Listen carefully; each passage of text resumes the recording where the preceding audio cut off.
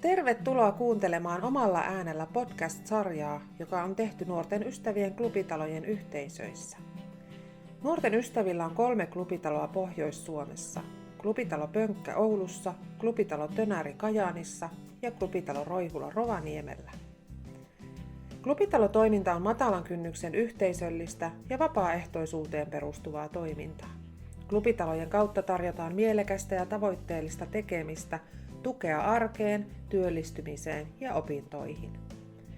Nuorten ystävien klubitalot ovat aloittaneet toimintansa vuonna 2012 ja vuosien varrella klubitaloillamme on ollut mukana yli 1000 jäsentä.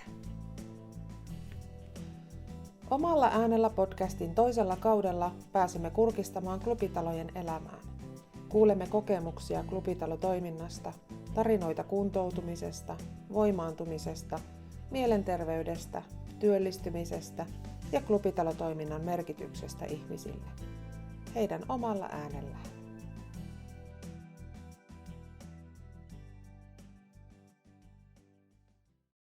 Miten ja minkälaista musiikkia te harrastatte ja mikä sai teidät innostumaan musiikista? Teen vähän kaikenlaista musiikkia tietysti, että riippuen olosta ja siitä, että mihin on inspiraatiota. Sitten sen mukaan mennään, että kyllähän se vaihtelee tietysti industrial metallista sellaiseen klassiseen musiikkiin. Et se vaan oikeastaan riippuu siitä, että mitä haluaa purkaa, koska se on useimmiten se munkin tyyli tähän musiikkiin. Tietynlaisia traumoja sun muita purkaa sen kautta. Tai sitten jos muuten vaan haluaa iloita elämästä, niin sitten senkin mukaan ja kaikkea. Okei. Soitakseen jotakin vai laulakseen? No itse sekä että. Mähän kiipparia soittelen. Eli sähköpianoa. Okei. Tai ylipäätänsä näitä niin kosketin soittimia, mihin saa erilaisia ääniä laitettua ja tehtyä ja tommosta. Sitten mulla on erikseen totta kai ohjelma sille, mutta sitten laulaa en ehkä niin hyvin osaa, mutta kyllähän se örinänä tulee tietysti ulos. Ja huutona se meikäläisen. Lauluahan se on sekin. Itsensä ilmaisemista. No joo, sitähän se sanoit. Joo, no mulle kyllä elämän tärkeimpiä sellaista musiikki on, että minä tosiaan olen suuri musiikkidikkari ja melkeinpä niin kuin kaikki populaarimusiikki minua kiinnostaa. Todella paljon kuuntelen ja tietoa aamin ja sitten minä myös tosiaan olen rumpali, niitä sitten minä soitan ja sitten mulla suosikkia varmaan tällainen rock, heavy, punk rock ja sitten jonkun verran poppia ja metallikin. Niitä minä sitten rummuttelen ja sitten myös sähkökitaraakin opettelen, mutta se on vähän vielä alussa, kun se on pikkasen haastavaa, että paljon soitan ja sitten myös aina ihailu musiikin tekijöitä ja sitten olen koittanut opetella, mutta se on vähän vielä alussa sekin. Että. Omalla äänellä. Soitatko sähköstä vai perinteistä rumpua? No minulla on kotona sähkörummut, joka on ihan hyvä, kun tosiaan aikoina oli perinteisiäkin. Akustisia nähtiin niin paljon meteliä, että kun piti ihan itsekin käyttää kuulosuojaimia, niin on ollut hyvät sähkörummut. Niin myös tosiaan tykkään paljon soittaa biisien taidissa, niin on sitten minusta hyvä minun sähkörummut, kun niin saa ajan niin kytkettyä sitten vaikka puhelimen. Ja sitten semmoinen pistenykki vaikka kokonaisia albumeita sitten ja soitan niiden taidissa. Että. Okei. Tuota mä en tiennytkään, että niitä voit kytkeä puhelimeen. Joo, ja itse asiassa minulla kitaravahvistimenkin voi myös, että sekin tuntunut hyvälle, että voi sinäkin sitten soittaa biisien tahissa.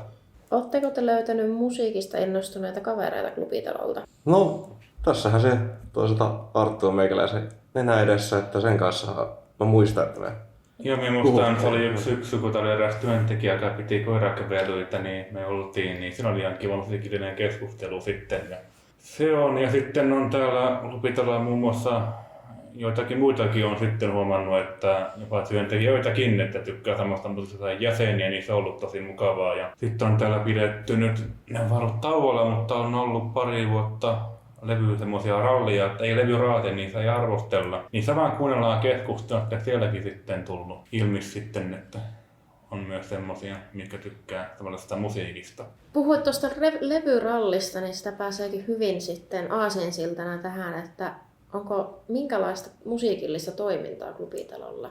Levyralli oli se vähän nyt harmi, että se se on vähän seisahtanut, toivottavasti sitten palaisi. Ja sitten on täällä ollut semmoista bändiryhmääkin, mutta yhdistettynä tuon Balanssiin, mikä Roilansa jakaa nämä tilat, että olemme niissäkin ollut, mutta sitten siellä on ollut ihan omanlaista musiikkia, mutta olemme siellä kyllä jonkun verran ollut tällä hetkellä, kun ette sinä mukana ole.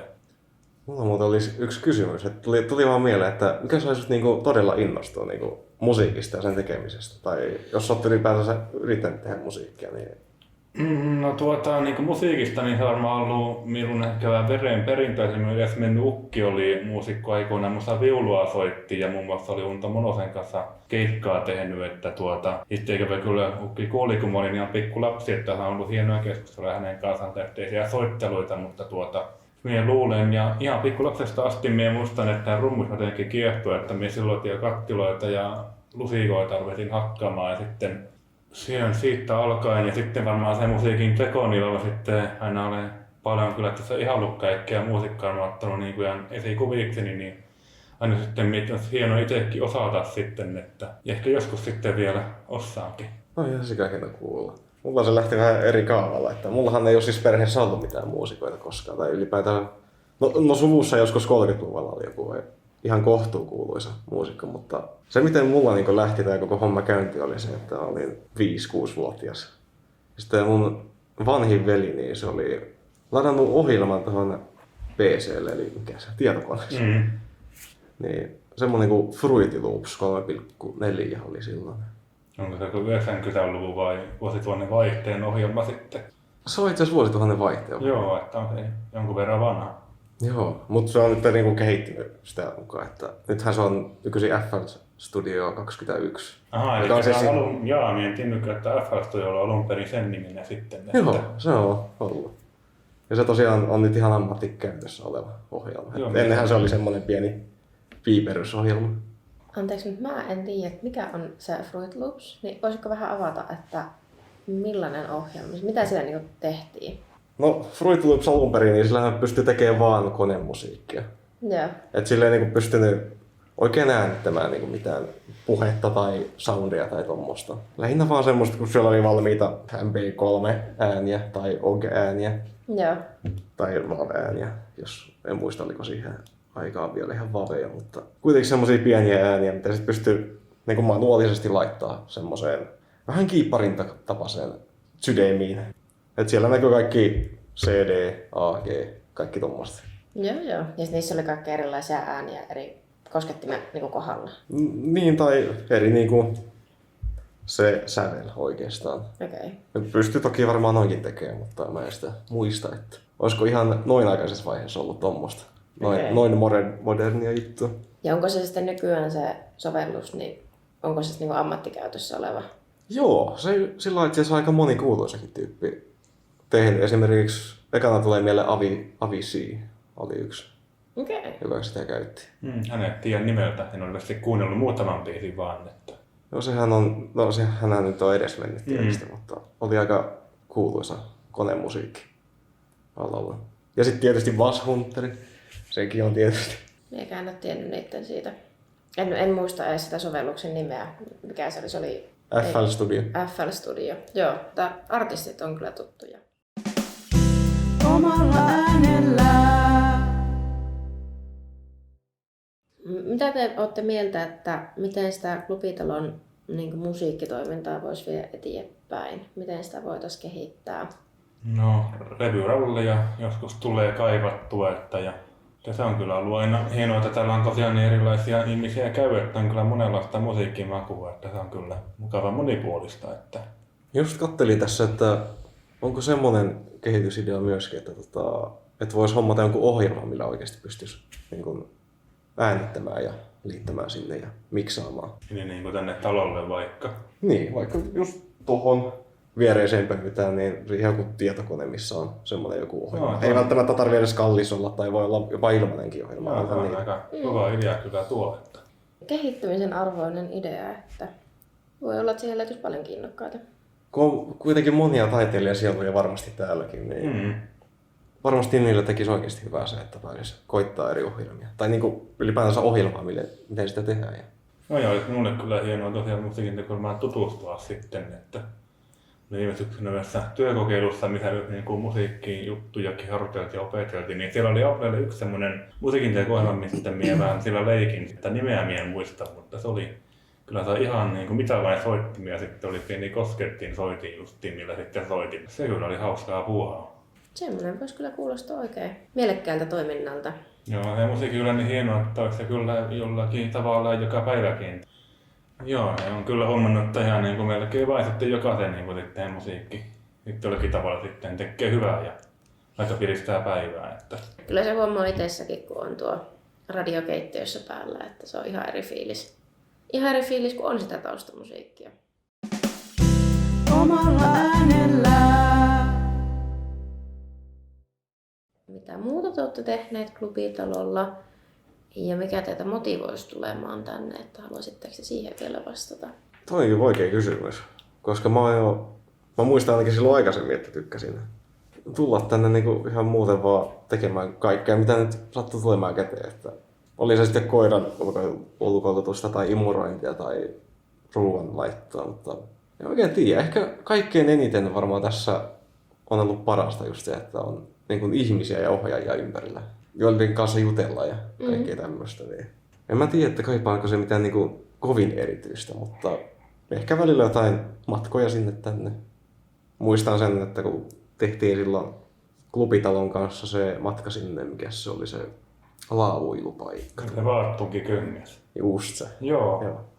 Joo, no mulla se on varmaan ensinnäkin saa niinku sisältöä päiviin, että niinku sitten jos on työtön ja oikein mitään muuta ole, niin siinä mielessä on kyllä sitten tosi mahtavaa, että tämmöinen on. Ja sitten ihmisistä minä tykkään ja sitten täällä on aina tosiaan semmoinen mukavia, kaikki on kivoja ja mukava olla, niin se on tosi hyvä täällä olla. Ja sitten myös se, kun täällä saa sitten vaikka erilaisia työtehtäviä opetella, niin sekin tuntuu hyvälle sitten, että aika ruoanlaittoa tai sitten justiin toimistotöitä, mistä minä paljon tykkään. Että tämähän on ainutlaatuinen paikka, että tosiaan kun täällä sitten aina kaikilla ollaan mukavia, että ihan monta sellaista paikkaa ole, niin se on kyllä harvinaislaatuista ja just sitten mitä paikasta tykkäänkin. Että.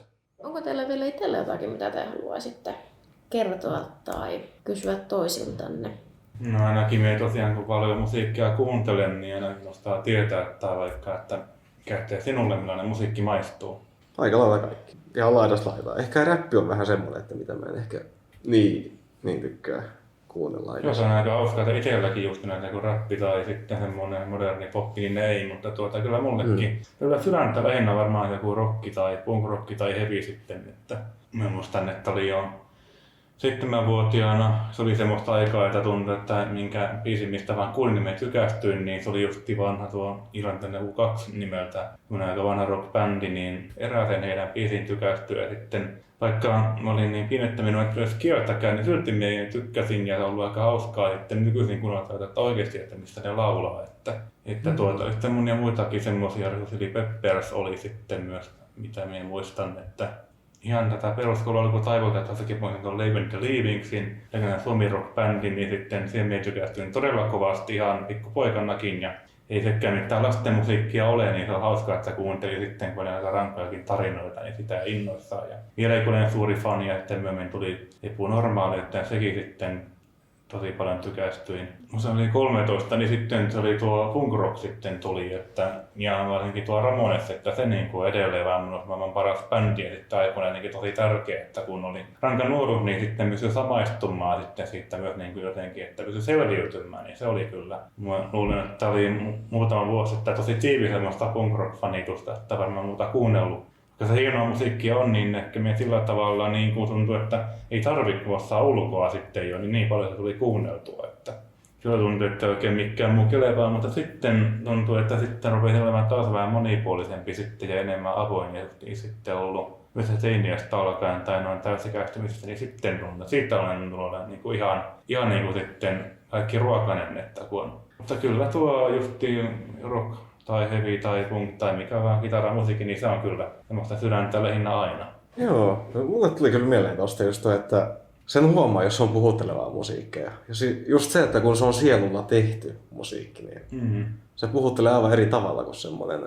No en haluaisi tietenkään yleistää, mutta poppi tuntuu ehkä olevan vähän semmoista, mikä on vähän semmoista liukuhihnatyöllä. Joo, voin olla kyllä samaa mieltä, että siis toki hyviä poppikappaleita on, mutta ne on sitten ihan erilaisia. Niin kuin, siinä on se ihan eri fiilis, että se on oikeasti tehty sen biisin tekijän omalla taholla tai siis sellainen, että se on halunnut tehdä sen. Mm-hmm.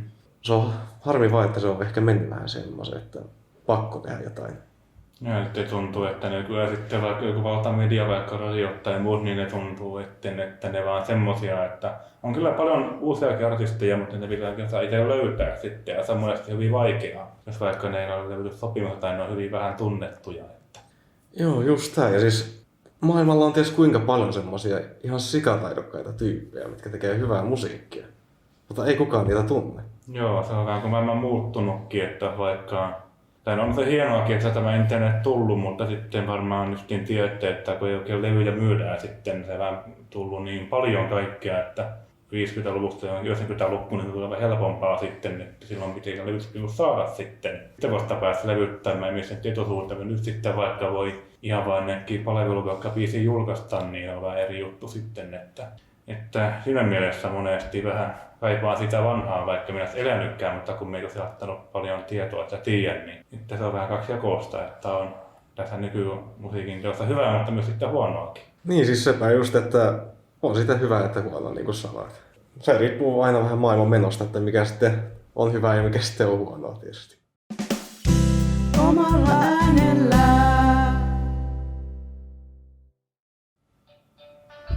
Löyskö nörtiä?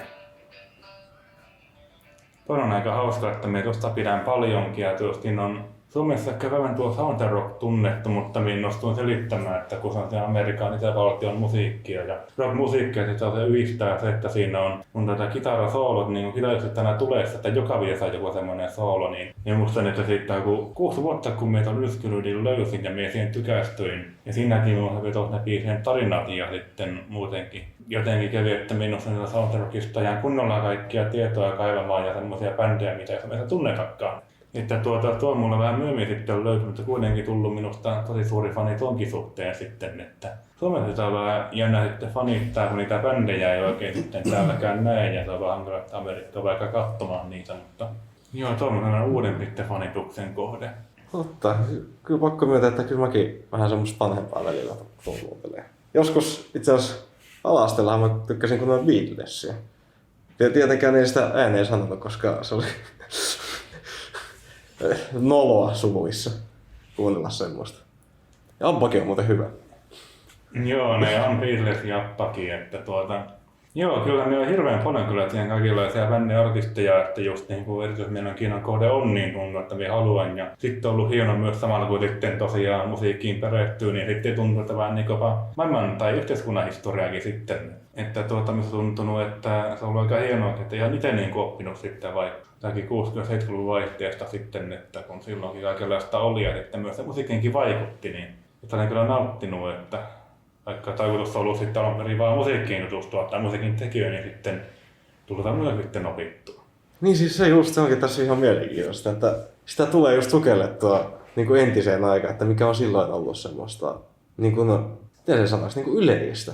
En mä ehkä löydä sitä oikeaa sanaa tähän. Se on ollut ajan henki silloin. Just, no joo, itse asiassa toi oli hyvin sanottu. Just toi, että ajan henki ja sen musiikkia, niin tavallaan kun siihen pääsee sukeltamaan. No ja sekin on aika hienoa, että vaikka monet voi olla 60 vuottakin, 50 vuotta vanhoja kappaleita, niin tuntuu monesti, että ne ei kuulostaa vanhoille, että ne on niin kuin ajattomia, että mä en tiedä, mitä tarkoitan. Että se on myös aika hienoa, että voisi olla vaikka ihan vasta tehtykin. Että. Joo, mulle itse asiassa tulee mieleen tuosta Queen, siis ajattomasta musiikista. Koska mun eräs ystävä sanoi, joka asuu tuolla Helsingissä, niin se pääsi kerran kuuntelemaan niin kuin 1 000 000 euron niin kuin kaiuttimista. Eli semmoista ihan kunnon ammattikaiuttimista, niin Queenia. Ja se sanoi, että se oli ihan eri fiilis. Ja että se sanoi myöskin hyvin sen, että ne Queenin tyypit oli tarkoittanut sen just tällaisille kajareille kuunneltavaksi. Joka on aika mielenkiintoista. Sekin on hyvin ajatonta musiikkia. Ja miekin ollaan kuunnella jättikaiuttimilla jotakin, mistä me itse tykkään. Että.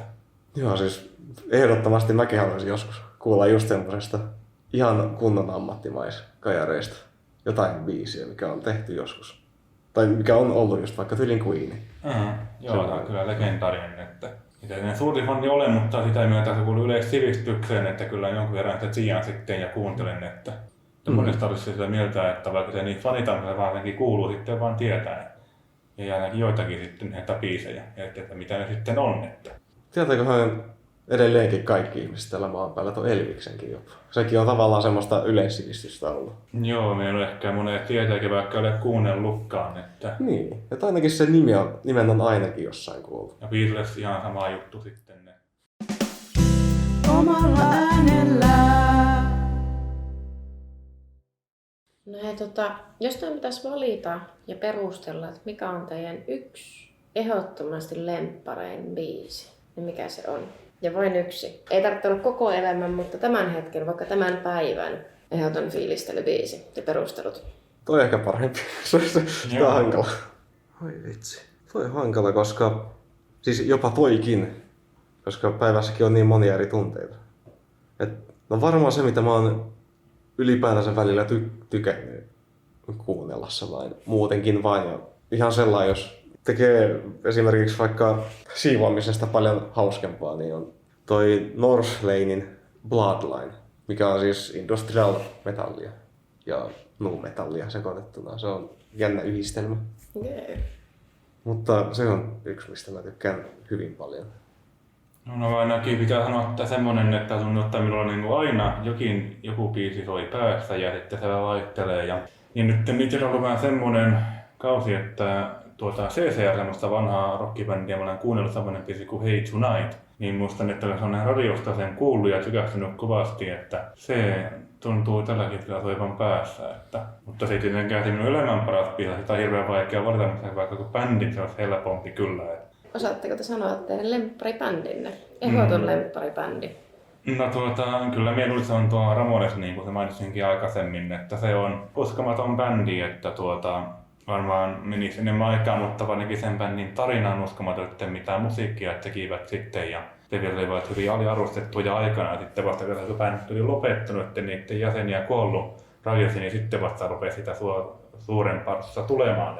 Ja sitten tosiaan, kun olin tosiaan aikaisessa teini-iässä sitten, kun sen bändin löysin, niin sitten tosiaan ne sanat ja biisit tuntuu, että ne itseä tosiaan paljon sitten auttanut. Että tosiaan niin kuin sanoinkin, että silloin tuli niin melkein palvottua sitä bändiä esikuviksi. Tai hirveästi sitä enää nyt niin kuuntele, kun tosiaan sen niin osaa sitten jo. Mutta joskus sitä on kyllä sitten kiva, että kun minä rumpuja soitan, niin sitten olen kovasti nähnyt vaivaa, että jaksan vaikka niin kuin nopeaa soittaa, sanotaan vaikka punksainen tikutus sitten, että niin sitä kovasti teen töitä, niin jotenkin se sujuu sitten vaikka tuntuu, soittanut vaikka pari tuntia nopeasti se tuntuu, että on ihan puhki, mutta sitä olen nyt minä soittanut sen taisi, että en ehkä niin kuunnellut enää.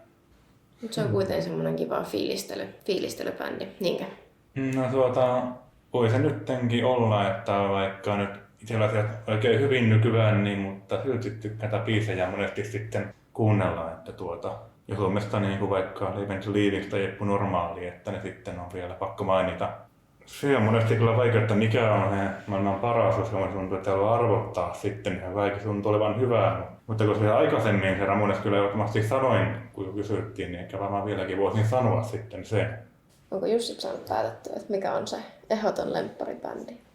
Kun mä oon pallotellut tässä kahden bändin välillä, tai no, itse asiassa toinen on periaatteessa 3 artistin niin muodostama tiimi. Että se ei ole ehkä bändi, mutta kumpaahan mä sanoisin, kumpi edes on vaikuttanut. Kummatkin on ollut ihan sika paljon mun elämässä mukana.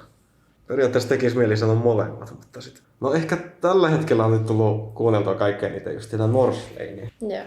Mutta sitten on just se niin mitä tulee eeppiseen klassiseen musiikkiin tai tommoseen mahtipontiseen musiikkiin, sitten Two Steps from Hell. Eli klassinen musiikki, niin kuin vaikka jousisoittimia tai tarkoitatko sitä klassista musiikkia? Joo, niin kuin jousisoittimia ja brass, mikä se nyt on suomeksi, eli torvi. Joo. Kaikki siis tommonen niin kuin viulu, perkussionit. Mitä nyt kaikkea siihen mahtipontisuuteen. Joo, sitä mie en aktiivisesti, mutta jotakin mie tiedän näitä, vaikka joku Beethoven tai Mozart ja mutta sitä niin aktiivisesti kuuntelen, mutta kyllä ne joskus tykkään, vaikka kun jonkun verran tykkään näistä radiokanavista ja sitten on tuo Ylellä se Yle Klassinen, että niin sitä mä olen joskus kuunnellut, vaikka minä en edes tiennytkään, että mikä siellä soi, niin sitten mä olen myöskin tykännyt. Että olisi kyllä voittanut selvittää, että mitä siellä soi, mutta se vaan jäänyt vähemmälle sitten. Että. Toi on muuten ilkeätä soi, niinku kuulee jonkun hyvän biisin jostain radiosta tai ihan mistä vaan random paikasta, niin sitten yrittää sitä selvittää, niin ei, mikä se on. Niin, no nyt tuntuu, että on semmoinen vähän kuin biisit.info, niin siellä kyllä kaikki radiokanavat, että se on ollut tosi hyvä, niin kuin soittolista on, että semmoinen kannattaa ottaa haltuun, että kun vaikkapa joku Radio Suomi sitten, niin sitten olen paljon sitten pitänyt justiin siellä vanhempaa, uudempaa musiikkia, niin sitten semmoinen autossakin muun muassa soi, niin sitten me jos jotakin kuulin, niin olen koettanut selvittää, sitten jos tykännyt kuuntelemaan sitä jotakin biisiä vaan, ehkä en artistia ollenkaan, jotakin biisiä vaan, niin se on ollut vasta muutaman vuoden, että tämä miltä aikaisemmin saattoi olla, että joitakin biisejä, mitä me ei edes pitkän aikaan tiennytkään, että mitä ne oli. Jos vaikka joku spiikkikin sitten meni ohi juontajan. Omalla äänellään.